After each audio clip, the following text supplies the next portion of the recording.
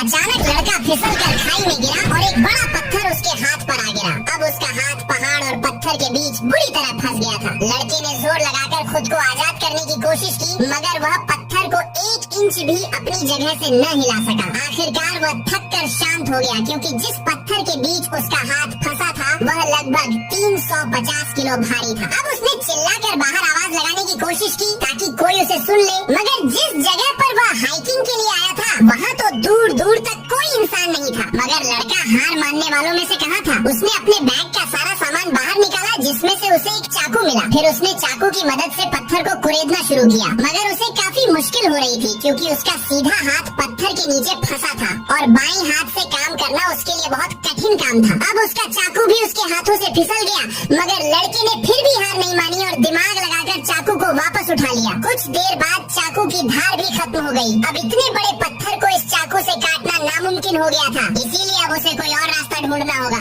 इस बार उसने अपने बैग से एक रस्सी निकाली, जिसे वह हाइकिंग के लिए यूज करता था। फिर उसने उस रस्सी को पत्थर के साथ बांधकर दूर एक दूसरे पत्थर से बांध दिया। अब उसने जोर लगाकर पत्थर को हटाने की कोशिश की, मगर उसे क्या पता था कि जिस पत्थर को वह उठाने की कोशिश कर रहा है शायद कोई जेसीबी भी उसे न उठा सके। यूं उसका एक दिन दर्द की हालत में गुजर गया। अगले दिन उसे कुछ मिनटों के लिए धूप मिली, क्योंकि जिस जगह पर वह फंसा था वहाँ सिर्फ 15 मिनट के लिए ही धूप नजर आती थी। इसी तरह दर्द की हालत में उसे अपना परिवार याद आने लगा और वह काफी इमोशनल हो गया था। फिर उसे याद आया कि पहाड़ों में आने से पहले उसकी माँ का फोन आ रहा था, जिसे उसने रिसीव नहीं किया था। अगर वह यहाँ आने से पहले अपनी माँ को इन्फॉर्म कर देता तो उसके घर वाले उसे ढूंढते हुए जरूर यहाँ तक पहुँच जाते। वह एक फोन उसकी जिंदगी बचा सकता था, जिसे उसने रिसीव नहीं किया। मगर अब बहुत देर हो चुकी थी, उसे अब अपने किए की सजा मिल चुकी थी। इसीलिए अब उसे खुद ही अपने लिए कुछ करना होगा, क्योंकि वह जो खाने पीने का सामान साथ लाया था वह भी खत्म हो गया था।